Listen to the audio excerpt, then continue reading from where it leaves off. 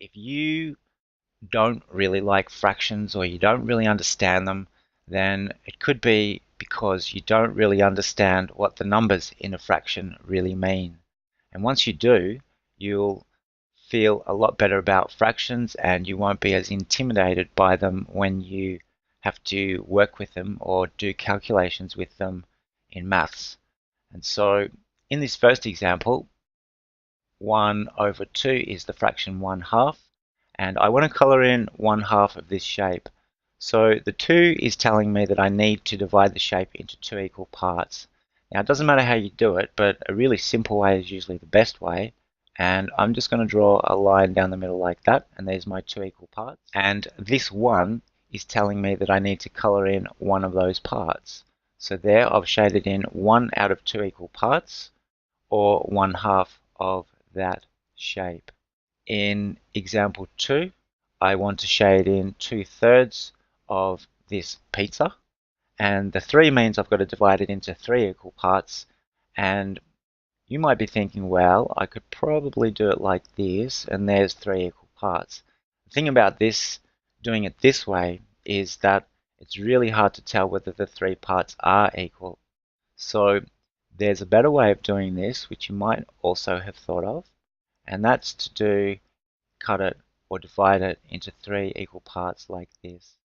And the 2 means that you need to, or I need to color in 2 of those parts, like such, and I'm going to point to them, and now I have colored in 2 out of 3 equal parts. In example 3, I want 1/3 of these 6 grapes, and the 3 is telling me that I need to divide them into 3 equal groups, and that would mean I would need to put 2 grapes in each group, and like such, and the 1 is telling me that I want one of those groups. So I could shade in the first group like this. It wouldn't really matter which group I shade in. Any of the groups on their own would be one group out of 3 groups, or 1/3 of the grapes. And so there's my 1/3. And once again, the number on the bottom is telling me how many equal parts, or how many equal groups in this case, to divide the grapes into, and the one's telling me how many of those groups that I want. In example 4, I want 3/4 of these 8 CDs.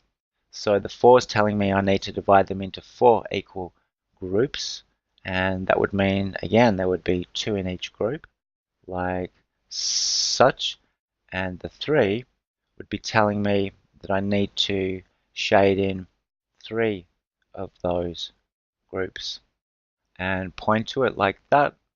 And to be really clear, I could do this to it as well. I could circle those 3 groups like that, and so I have colored in or circled 3 out of 4 equal groups, or 3/4 of those CDs.